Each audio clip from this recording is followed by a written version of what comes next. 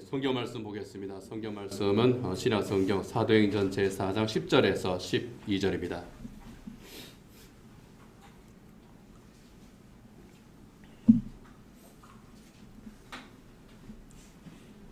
하나님께서 주신 말씀 사도행전 4장 10절에서 12절 함께 읽겠습니다. 여러분 모두와 모든 이스라엘 백성은 이것을 알아야 합니다. 이 사람이 성한 몸으로 여러분 앞에 서게 된 것은 여러분이 십자가에 못 박아 죽였으나 하나님이 죽은 사람들 가운데서 살리신 나사렛 예수 그리스도의 이름을 힘입어서 된 것입니다. 이 예수는 너희들 집 짓는 사람들에게는 버림받은 돌이지만 집 모퉁이의 머릿돌이 되신 분입니다. 이 예수 밖에는 다른 아무에게도 구원은 없습니다. 사람들에게 주신 이름 가운데 우리가 의지하여 구원을 얻어야 할 이름은 하늘 아래에 이 이름밖에 다른 이름이 없습니다. 아멘. 지금 헌법재판소에서 대통령 탄핵 심판을 위한 재판이 진행되고 있습니다. 헌법재판소는 일반 법정과 다릅니다. 일반 법정은 어떤 형사법 법전에 이제 근거해서 또 이제 죄가 있음 없음을 다투죠. 그리고 1심, 2심, 3심이 있지만은 헌법재판소는 헌법을 해석합니다. 그리고 헌법을 해석을 해서 최고의 권위를 헌법재판소가 가지고 있기 때문에 그들이 헌법재판관들이 헌법을 해석을 하고 그리고 그를 근거로 해서 판결을 내립니다. 그러면은 온 국민은 그에 대해서 승복을 하게 되죠. 그래서 여러 가지 헌법 해석과 관련된 그러한 일들이 헌법재판소에 이렇게 이제 소송이 올라오면은 헌법재판소에서 최고의 권위를 가지고 최종 판단을 내립니다. 대통령 탄핵도 헌법재판관들이 헌법을 잘 살펴서 인용을 하든지 기각하든지 그렇게 결정을 하게 될 겁니다. 대통령 탄핵에 대해서 찬성하는 국민도 있습니다. 그리고 반대하는 국민도 있습니다. 각자의 생각과 입장에 따라서 서로 다릅니다. 그래서 매일 찬성과 반대 집회가 열리고 있죠. 오늘 또 찬성과 반대 집회가 열릴 줄 압니다. 그렇다면 기독교인은 어떻게 해야 되겠는가 하는 문제가 있습니다. 기독교인들도 탄핵에 찬성할 수 있고 탄핵에 반대할 수 있습니다. 그런데 한 가지 분명한 원칙이 있습니다. 이것은 선악의 문제가 아닙니다. 여기에서 말한 선악은 하나님께서 말씀하시는 구원과 관련된 그런 선악의 문제입니다. 하나님의 법에 따른 선악의 문제입니다. 지금 헌법재판소에서 다루고 있는 것은 대한민국 헌법에 비추어 보았을 때에 과연 이것이 지나친 것이냐 지나치지 않은 것이냐 허용될 수 있는 것이냐 허용되지 못할 것이냐 거기에 대해서 헌법재판관들이 다루는 겁니다. 하나님의 법이 아닙니다. 만약 그것이 악한 것이라고 하면 사람들을 해치고 또 이제 하나님 나라를 침범하는 그런 악한 것이라고 할 때에 그때에는 교회는 가만히 있을 수 없죠. 그러나 지금 이것은 교회와 관련된 문제가 아닙니다.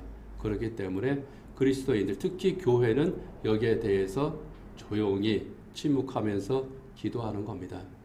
그러나 개개인의 그리스도인은 그럼 어떻게 해야 되느냐? 하나님께서 주신 양심이 있습니다. 그리고 하나님께서 주신 상식이 있습니다. 그리고 나라를 생각하는 마음이 있습니다. 거기에 따라서 본인들이 판단을 하고 또 자기가 적극적으로 하든 소극적으로 하든 자기가 선택해서 하면 됩니다. 단 반대편 입장에 있는 사람들을 비난을 하고 저것들은 악한 집단이야. 저것들은 어리석은 사람들이야. 저것들은 극우야. 저것들은 극좌야. 그렇게 정죄하는 것은 그리스도인이 할 일이 아닙니다. 저들도 그렇게 생각할 수 있다. 라고 생각을 하는 가운데에서 상대방의 의견을 우리가 그래 당신들은 그렇게 생각할 수 있어. 그러나 이것이 국가를 위해서 이것이 과연 어떻게 우리가 선택을 해야 되는 것이냐. 거기에 대해서는 우리가 헌법재판소에 맡기고 그 다음에 거기에 따라서 국가의 법과 질서에 의해서 이 모든 그 다음의 일들을 진행을 하자. 이것이 그리스도인들이 가져야 될 자세인 줄 압니다. 그렇기 때문에 우리가 지금 현재 탄핵과 관련된 그 심판을 바라보는 시각은 그런 눈으로 우리가 바라보고, 그리고 그리스도인들은 하나님 앞에 기도하는 겁니다. 하나님께서 이 나라를 불쌍히 여겨 주십시오. 하나님께서 이 나라의 질서가 회복되게 해 주십시오. 비록 지금은 이 일 때문에 모든 것이 혼란스럽고 또 이 나라의 여러 가지 면에서 지금 위기 신호등이 켜지고 있지만은 잘 극복될 수 있도록 정말 국민들에게 지혜를 주시고 하나 되는 마음을 주셔서 잘 해결해 나갈 수 있도록 해 주십시오. 이게 우리가 해야 될 일인 줄 압니다. 결코 어떤 폭력 사태가 일어나든지 아니면은 서로를 아주 마음을 아주 갈갈이 찢어버리는 그러한 극단적인 폭언이라든지 관계가 깨지는 그런 일들은 없어야 될 줄 압니다. 그리스도인들이 해야 될 위치는 바로 그것인 것 같습니다. 혹시라도 모를 폭력 사태가 일어나게 된다. 그랬을 때 그것을 방지하는 것이 교회와 그리스도인이 할 일입니다. 사람과 사람들의 마음이 깨어질 때에 그것을 치유하는 것, 이게 교회와 그리스도인들이 해야 될 일입니다. 갈라지는 마음을 더 갈라지게 만들고, 흥분한 사람들을 더 흥분하게 만들고, 정죄하는 사람들을 더 정죄하게 만드는 그것은 교회와 그리스도인이 할 일이 결코 아닙니다. 자기의 위치에서 자기가 할 일을 하되, 자기가 의롭다고 생각하는 그러한 일을 선택을 하되, 그것이 해치는 것이 아닌 선으로서 악을 이기는 그런 선택을 하는 것이 교회와 그리스도인이 할 일이라는 것, 우리가 그 원칙을 가지고 또 대한민국의 국민으로서 또 우리가 할 수 있는 일, 또 해야 되는 일들을 해야 될 줄 압니다. 그런 면에서 볼 때에 몇몇 교회나 그리스도인들 또는 집단들의 어떤 거 하는 일들은 걱정스러운 점이 참 많습니다. 그러나 또 어떻게 보면 대부분의 국민 또 교회 그리스도인들은 참 침착하게 잘 하고 있는 것 같아요. 그래서 우리나라 국민이 참 위대하고 또 대한민국의 그리스도인들 또한 참 지혜롭다, 그런 생각을 또 한편으로는 하기도 합니다. 어쨌든 이 헌법재판소의 그 일정들, 헌법재판관들에게 지혜를 주시기를, 그리고 또 이 국민들은 침착하게 또 그 결과를 잘 기다리고 또 힘을 합쳐서 위기를 극복할 수 있기를 또 우리가 함께 기도하기를 원합니다.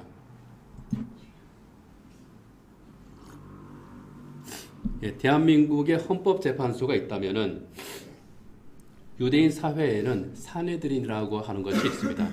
이 사내들인의 구성원은 제사장과 랍비, 사두개인, 서기관 이러한 사람들로 구성이 되어 있습니다. 유대인의 사내들인은요, 유대인들의 공동체가 있는 곳이면은 도시 쪽에는 사내들인이 이제 여러 개가 있었다고 그래요. 적게는 한 23명에서부터 많게는 71명, 72명까지 있습니다. 사내들인이라고 하는 이 말은 둘러앉는다 하는 그런 뜻을 가진 말입니다. 여기 이제 사진을 보게 되면은 그림이 두 개가 있죠. 하나를 이제 보면은 이렇게 이제 반원으로 사람들이 삥 둘러서 앉아 있고 가운데 이제 사람이 있습니다. 가운데 있는 저 사람이 피고입니다. 사내들인에 소환된 사람이에요. 사내들인은 성경에서는 공의회다 그렇게 되어 있는데 율법을, 그러니까 토라를 해석을 해서 이 사람이 어떤 잘못을 저질러서 거기 왔을 때에 율법을 근거로 해석을 해서 이 사람의 죄를 판단을 하는 겁니다. 그래서 거기에 따라서 벌을 내리는 거예요.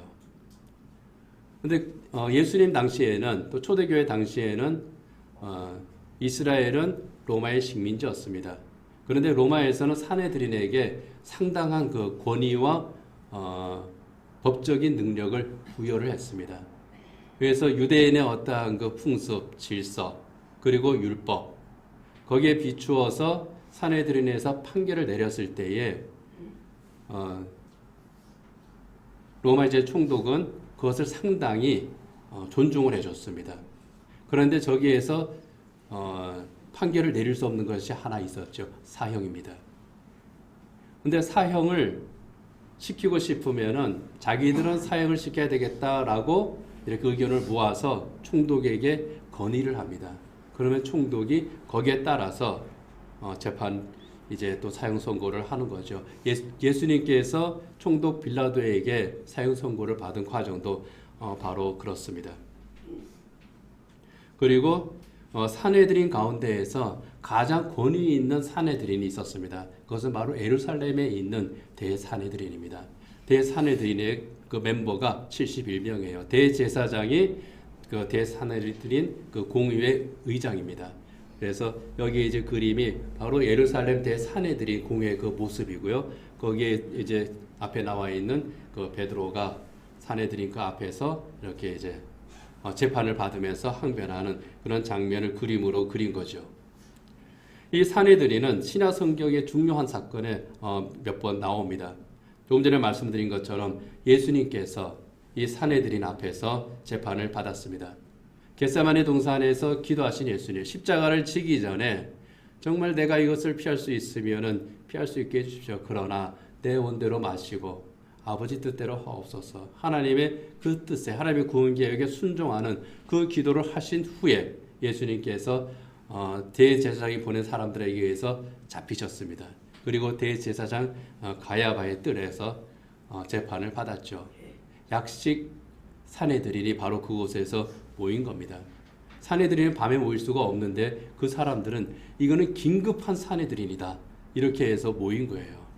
비상 사내들인을 그곳에서 모였습니다. 그리고 거짓 증인들을 동원을 해서 예수님을 재판했죠. 예수님이 하나님을 모독했다. 성전과 하나님을 모독했다. 그 죄목을 만들어서 이거는 우리가 도저히 그대로 둘 수가 없다. 신성 모독죄는 돌로 쳐주게 되는 죄거든요. 그런데 사내들인이 사형을 선고할 수는 없습니다. 그렇게 의견을 모았습니다. 총독 빌라도에게 위탁을 했습니다. 우린 이 사람의 이 신성 모독죄를 도저히 그대로 두고 볼 수 없습니다. 당신이 사형시켜 주십시오. 그래서 총독 빌라도가 예수님을 사형하라고 그렇게 선고를 내리고 말죠. 빌라도는 굳이 사형 선고를 내릴 생각이 없었습니다. 자기가 살펴보니까 예수님 죄가 없거든요. 로마의 실정법으로 볼 때 예수님 죄가 없습니다.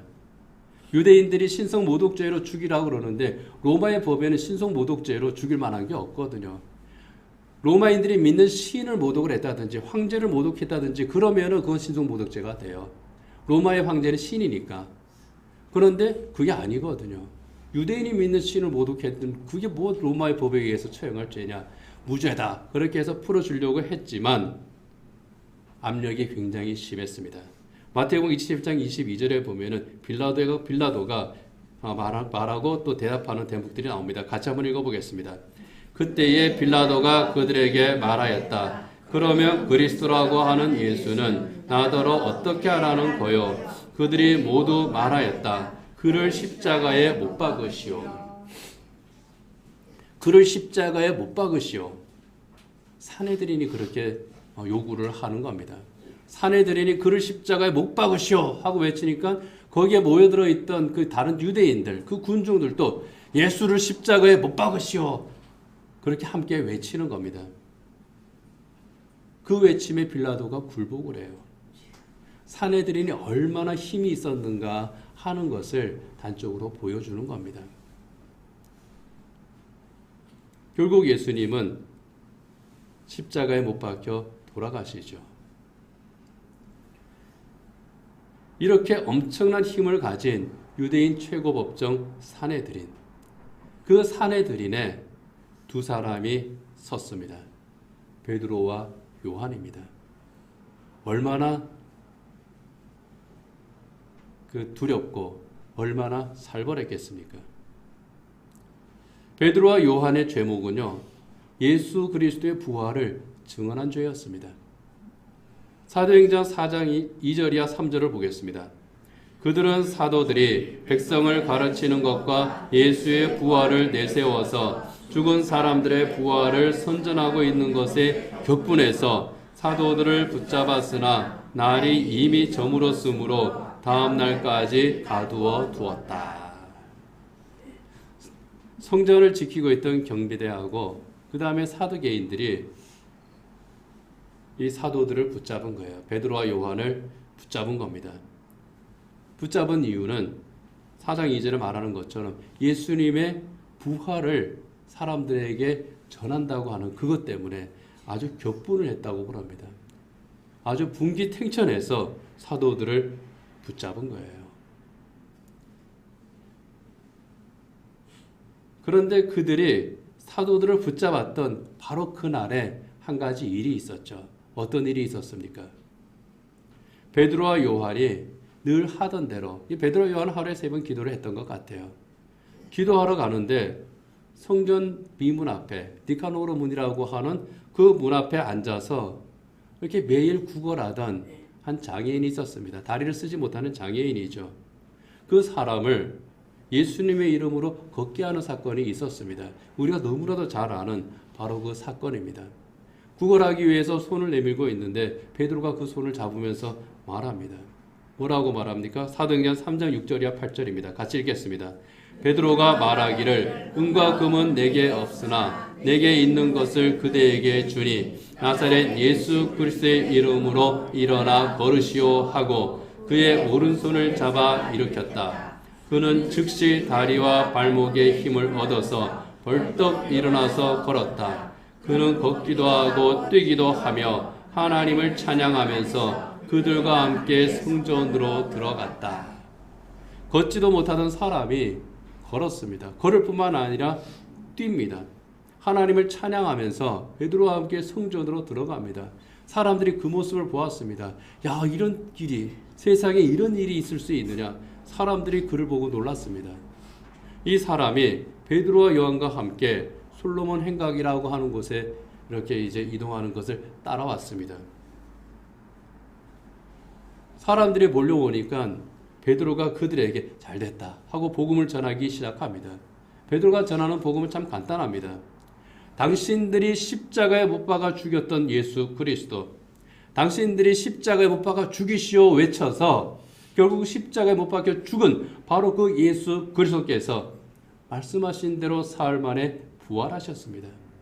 이 사람이 다리에 힘을 얻고 일어났죠. 지금 우리와 함께 있죠. 이 사람이 이렇게 일어난 것은 우리의 능력이 아니라 내 탁월한 믿음의 치유의 능력 때문이 아니라 부활하신 예수 그리스도의 이름을 믿는 그 믿음으로, 그 믿음의 능력으로 이 사람이 나음을 입은 겁니다. 내가 한 게 아닙니다. 예수 그리스도의 이름이, 부활하신 예수 그리스도의 그 능력이 이 사람을 낫게 한 겁니다. 자기 자랑 안 합니다. 오직 예수 그리스도를 증거합니다. 예수 그리스도의 부활을 증언합니다. 그 이야기를 이 사람들이 들은 거예요. 자기들이 주동해서 십자가에 못 박아 죽인 예수. 제자들이 부활했다고 전하고 다니지만 절대로 그런 일이 없다고 부인했던 바로 그 예수의 이름을 전하니 분기탱천할 수밖에 없죠. 그래서 베드로와 요한을 체포했습니다. 그리고 산헤드린 법정에 세운 겁니다.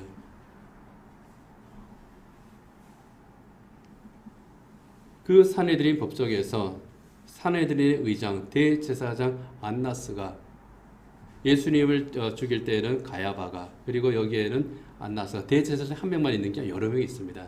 이제 돌아가면서 이제 맞는데요. 안나스가 이때는 산헤드린 의장이었습니다. 베드로에게 묻습니다.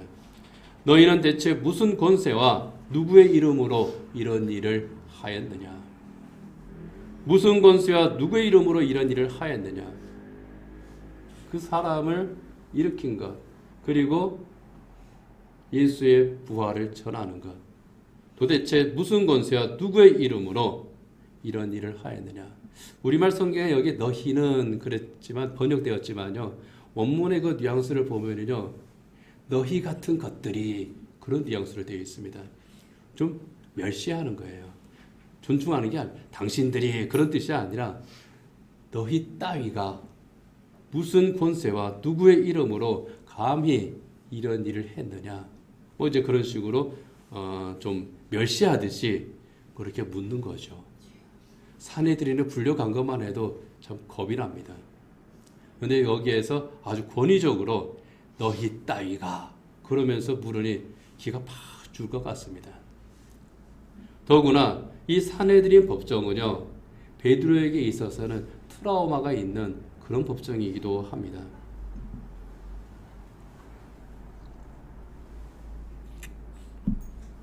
예수님이 체포되어서 가야바의 뜰에서 열린 이 긴급 사내들인 법정, 베드로도 거기에 있었잖아요. 정식 멤버로 참여한 게 아니죠. 정식으로 참관한 게 아니라 멀찌감치 그것을 지켜보고 있었는데 어떻습니까? 베드로는 두려움을 이기지를 못했죠. 너무 무서웠습니다. 예수님을 3번이나 모른다고 부인하고 도망을 쳤죠. 그 사내들인 법정에 이제 자기가 선 겁니다. 트라우마가 없을 수가 없죠. 기가 팍 죽을 수밖에 없을 것 같습니다. 그런데 어떻습니까? 그때와 지금의 베드로 다릅니다. 그때는 겁을 먹고 도망쳤습니다. 예수를 모른다 하고 부인한 다음에 정말 너무나도 부끄러워서 통곡을 할 수밖에 없었습니다. 그러나 지금의 베드로는 어떻습니까? 담대합니다. 예수님을 모른다고 하는 것이 아니라 예수님의 이름을 내가 안다라고 합니다. 아는 정도가 아니라 이 이름이 바로 저 사람을 낫게 했고 그 이름이 바로 구원의 이름이고 그 이름을 당신들도 믿어야 합니다. 아주 담대하게 선포하는 겁니다. 예수님께서 체포되셨을 때에 그때 멀찌감치 따라갔던 그 사내들인 그때의 베드로는 정말 두려움이 가득 찬 그런 사람이었지만은 지금의 베드로는 성령으로 가득한 성령 충만한 그런 사람이었기 때문입니다. 성령 충만할 때 두려움이 없는 겁니다. 오늘 보면 8절에서 이 베드로에 대해서 이렇게 말합니다. 같이 한번 읽어보죠. 그때에 베드로가 성령이 충만하여 그들에게 말하였다. 성령이 충만하여. 여기에 성령이 충만하다 하는 이 말은요, 성령 하나님께서 그 순간에 그에게 강하게 역사하셨다. 그런 뜻입니다. 조금도 위축되지 않고 그 순간에 성령께서 그를 꽉 붙들고 그를 도우시는 겁니다. 베드로에게 용기를 주시고 베드로가 아주 담대하게 말할 수 있도록 베드로에게 또 지혜를 주시는 거예요. 위기가 닥쳤을 때, 어려움이 닥쳤을 때에 이 베드로가 기도하지 않았겠습니까? 주님, 제가 주님께서 섰던 그 사내들인 앞에 제가 서게 됐습니다. 예, 주님의 이름을 부인했던 그 자리에 제가 서게 됐습니다. 힘을 주십시오. 그때 성령께서 베드로를 붙잡으시는 겁니다. 담대하게 베드로로 하여금 말하게 하는 거죠. 베드로의 입에서 나오는 말이 마치 아주 최고 변호사처럼 아주 논리적으로 답변을 하게 합니다. 우리가 이제 본문을 읽었기 때문에 생략을 하고요. 베드로가 그 답변한 것 요지를 말하면 그 첫 번째는요. 너희들이 십자가에 못 박아 죽인 그 예수 그리스도를 하나님께서 죽은 사람들 가운데서 살리셨다. 예수는 부활하셨다 하는 겁니다. 예수의 부활, 이거는 내가 하는 말이 아니라 하나님께서 다시 살리신 거다. 너희들이 믿는 하나님께서 살리신 거다. 두 번째, 부활하신 예수 그리스도의 이름을 힘입어서 이 사람의 몸이 건강하게 된 거다. 예수 이름의 능력으로 이 사람이 회복됐다. 세 번째, 예수 그리스도 외에는 구원을 얻을 이름이 없다. 오직 예수만이 구원을 얻을 이름이다. 오직 예수 그리스도를 통해서만 구원을 얻을 수 있다. 예수님께서 전하셨던 천국 복음 구원의 메시지를 여기에서 아주 딱 요약해서 전하는 겁니다. 예수님 왜 십자가에서 못 박여 죽으셔야 했는지, 그것은 바로 죄인을 구원하기 위해서 십자가에 못 박여 죽으셨고 하나님께서 부활시키셨고 부활하신 예수 그리스도를 믿는 것 외에는 구원을 얻을 이름이 없다. 아주 베드로가 담대하게 선언하는 겁니다.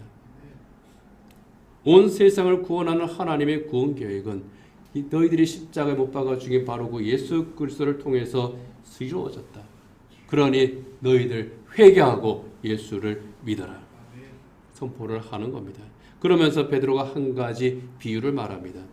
여러분이 건축자들이 버리는 돌처럼 예수님을 버렸지만 하나님은 예수님을 집 모퉁이의 머릿돌로 삼으셨지 않느냐. 그렇게 비유를 합니다. 집 모퉁이의 머릿돌은요, 집을 건축할 때 모퉁이에 놓는 그 돌을 말합니다. 유대인들 건축의 양식에 따라서 이제 하면은 모퉁이에 돌을 놓고 그것이 이제 기준석이 되는 거예요. 그래서 벽들을 세운다고 그럽니다. 그리고 거기에다가 이제 언제 이것이 세워졌다 또 그걸 쓰겠죠. 유대인들이, 건축자들이 이거는 쓸모없는 돌이야 하고 버렸는데, 십자가에 버렸는데 바로 그것이 구원의 기준점이 되었다 하는 겁니다. 예수님의 부활과 구원, 예수님의 이름의 능력, 이 모든 것이 하나님께서 하신 일이다. 그리고 이것은 이미 구약 성경에서 예고된 거죠. 시편 118편 22절에 23절 같이 읽어보겠습니다. 집 짓는 사람들이 내버린 돌이 집 모퉁이의 머릿돌이 되었다. 이것은 주님께서 하신 일이니 우리의 눈에는 기이한 일이 아니랴. 베드로가 이걸 생각했던 것 같아요.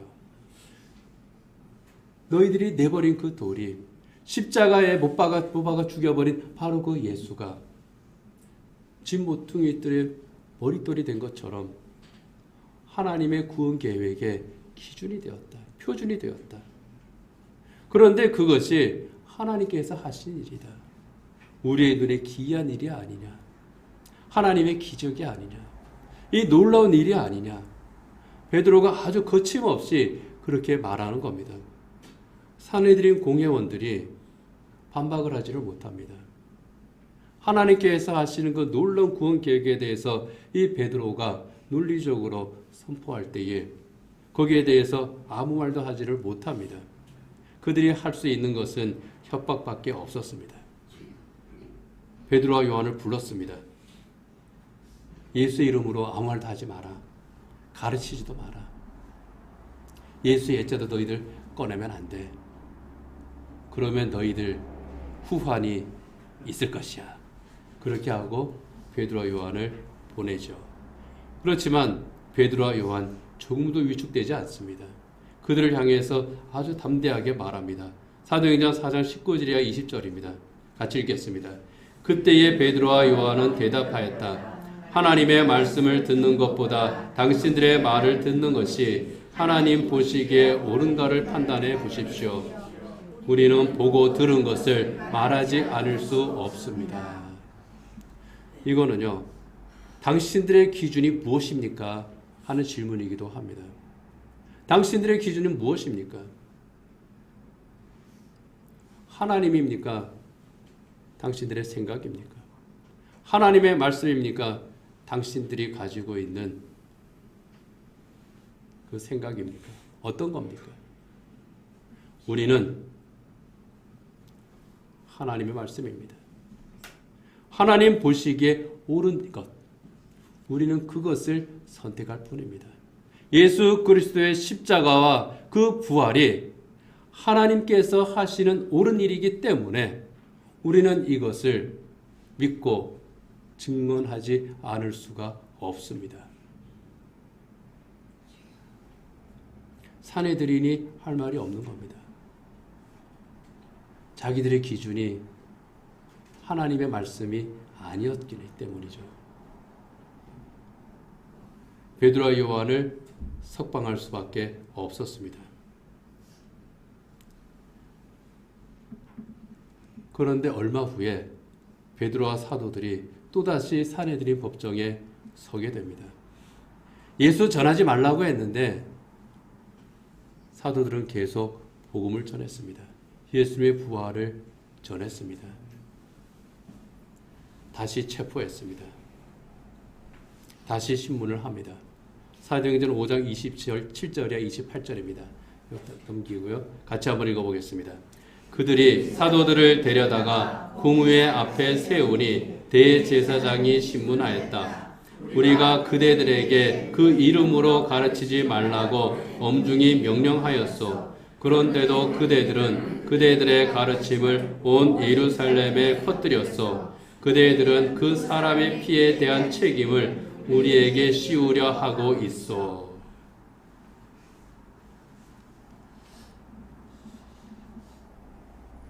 참 죄인을 데리고 신문하는 것 치고는 조금 말이 좀 구차합니다.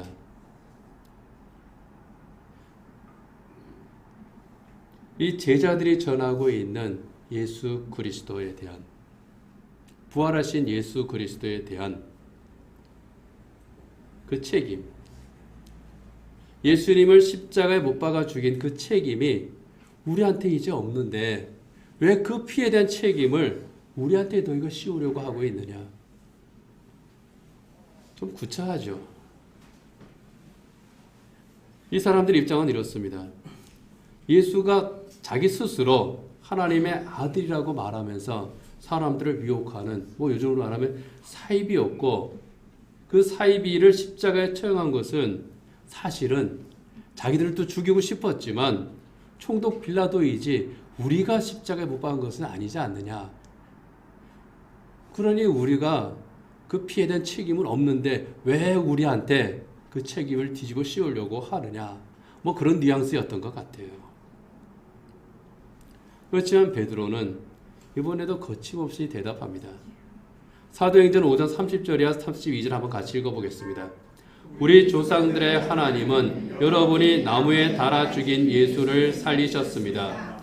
하나님께서는 이분을 높이시어 자기 오른쪽에 앉히시고 영도자와 구주로 삼으셔서 이스라엘이 회개를 하고 죄 사함을 받게 하셨습니다.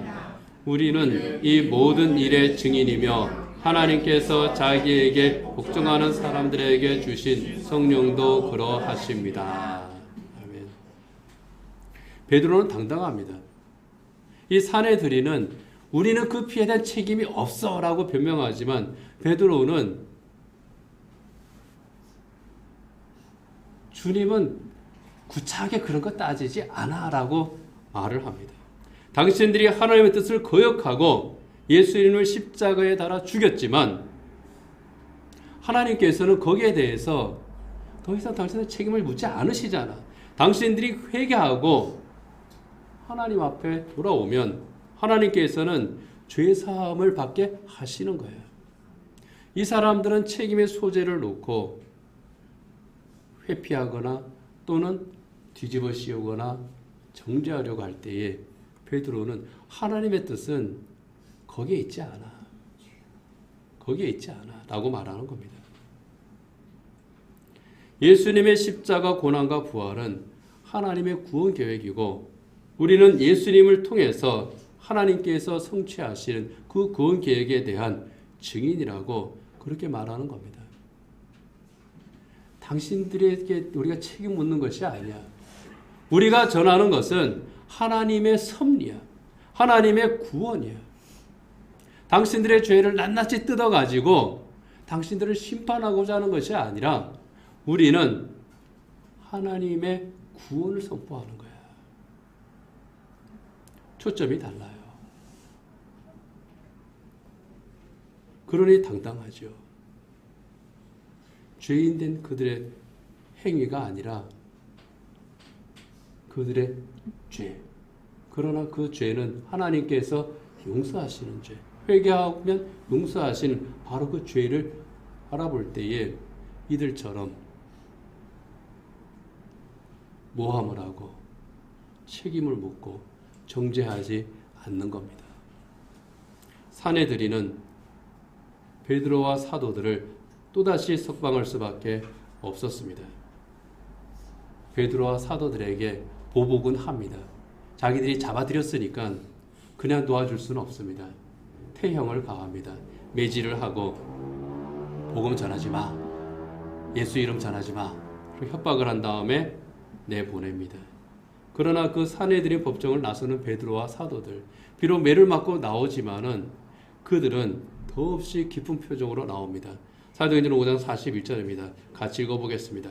사도들은 예수의 이름 때문에 모욕을 당할 수 있는 자격을 얻게 된 것을 기뻐하면서 공의회에서 물러나왔다. 억울하게 매를 맞았습니다. 사실 매를 맞는다는 것, 태형을 맞는다고 하는 것은 굉장한 모욕이죠. 육체적인 고통과 함께 정신적인 모욕입니다. 그러나 내가 예수 이름 때문에 모욕을 당할 수 있구나. 예수 이름 때문에 내가 고난을 당할 수 있구나. 예수 이름 때문에 내가 이렇게 피해를 입을 수가 있구나. 오히려 그것 때문에 그 자격을 내가 받았구나. 그래서 오히려 기뻐했더라 하는 겁니다. 예수님 때문에, 예수님께서 나 때문에 고난을 당하셨는데 이제 내가 예수 이름 때문에 고난을 당할 수 있게 되었으니 오히려 나는 그것이 기쁩니다. 그들의 죄나 잘못 때문이 아니라 예수 믿는 것 때문에, 예수 이름 때문에 고난을 당하게 되었을 때에 그것을 부끄러워하거나 그 고통 때문에 원망하지 않았다는 겁니다. 그들이 이렇게 담대할 수 있었고 오히려 고난을 당했으나 오히려 자랑스러워할 수 있었던 것은 그들에게 분명한 체험이 있었기 때문입니다. 예수님을 만난 분명한 체험이 그들에게 있었기 때문입니다. 부활하신 예수님을 내가 만났고 부활하신 예수님께서 나를 위해 하신 일이 무엇인지 내가 너무나도 잘 알기 때문에 그리고 그들에게 성령이 충만했기 때문에 그 확실한 믿음이 그들로 하여금 오히려 담대하게 할 수 있었다는 겁니다.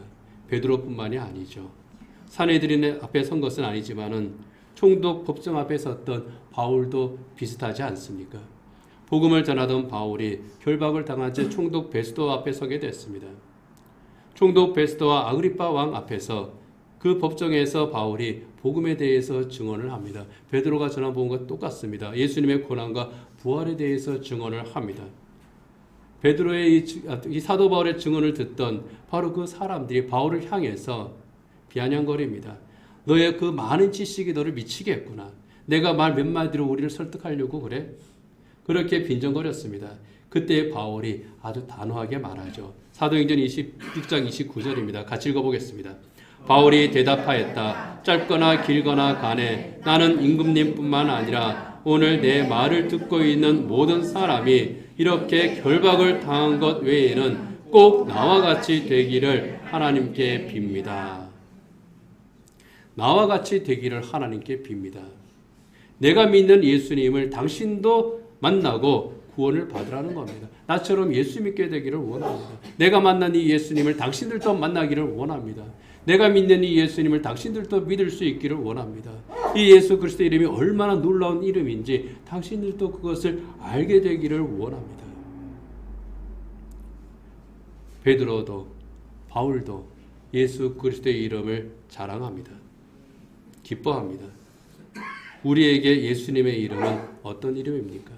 이 베드로처럼 또 바울처럼 자랑할 수 있는 그런 이름입니까? 그 이름 때문에 혹시 고난을 당한다고 했을 때에 그 이름 때문에 어려움을 당한다고 했을 때에 비록 나는 힘들고 괴롭지만 내 영혼은 오히려 기뻐할 수 있는 그 기쁨이 베드로와 바울의 기쁨이 우리에게 있습니까? 1999년도에 미국 컬럼바인 고등학교에서 끔찍한 총기 난사 사건이 있었습니다. 2명의 고등학생이 총을 난사해서 27명이 숨졌죠. 그때의 총기 난사범들이 학생들 하나하나 찾아다니면서 참 악해요. 너 하나님 믿느냐? 하고 물어봅니다. 그리고 총을 쏴서 죽여요. 그때에 캐시 버넬이라고 하는 이 여고생의 머리에 총을 들이대고 또 물었습니다. 너 하나님 믿느냐? 그때 캐시 버넬이 이렇게 대답했다고 그럽니다. 하나님 살아계셔. 너도 하나님을 믿어야 돼. 하나님은 살아계셔. 너도. 그러니까 영어로 이제 거기에 이제 나온 걸 보고 you too must. 너도 하나님을 follow God's way. 하나님의 길을 너도 반드시 따라야 돼. 그러니까 하나님을 너도 반드시 믿어야 돼. 그러니까 얘네들이 그래? 그러면 너가 믿는 그 하나님 곁으로 가버려. 그리고 총을 쐈다 그래요. 하나님은 살아계셔. 너도 하나님을 믿어야 돼. 이 말을 총구 앞에서 한다는 것이 쉽지 않을 거예요. 그러나 죽음의 그 순간에 담대하게 내가 믿는 하나님에 대해서 그렇게 고백합니다.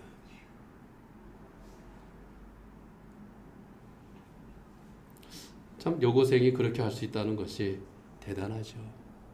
믿음이 아니면은, 성령의 충만하심이 아니면은 쉽지 않을 것 같습니다. 예수를 믿는 것 때문에, 예수 이름을 고백하는 것 때문에 당하게 되는 그러한 일들이 우리의 삶의 순간순간에 있습니다. 그 이름 때문에 우리가 불편할 때도 있고, 그 이름 때문에 조롱당할 때도 있고, 또 위협을 당할 때도 있습니다. 그러나 믿음의 사람들은 그 이름을 결코 부끄러워하지 않습니다. 결코 위축되지 않습니다. 예수 그리스도의 이름은 결코 부끄러운 이름이 아니기 때문입니다.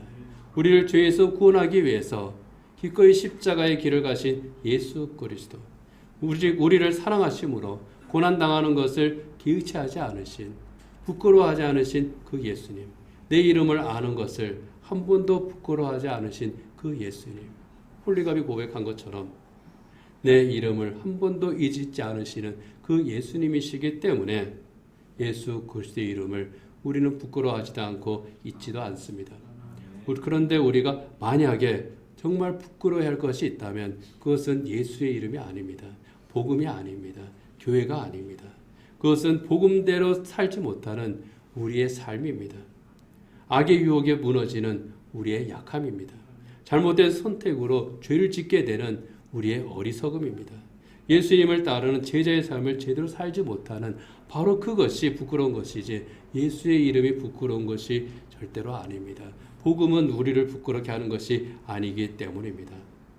내가 믿는 예수 그리스도의 이름, 나를 구원하신 바로 그 이름, 가장 귀한 이름, 예수 그리스도의 이름입니다.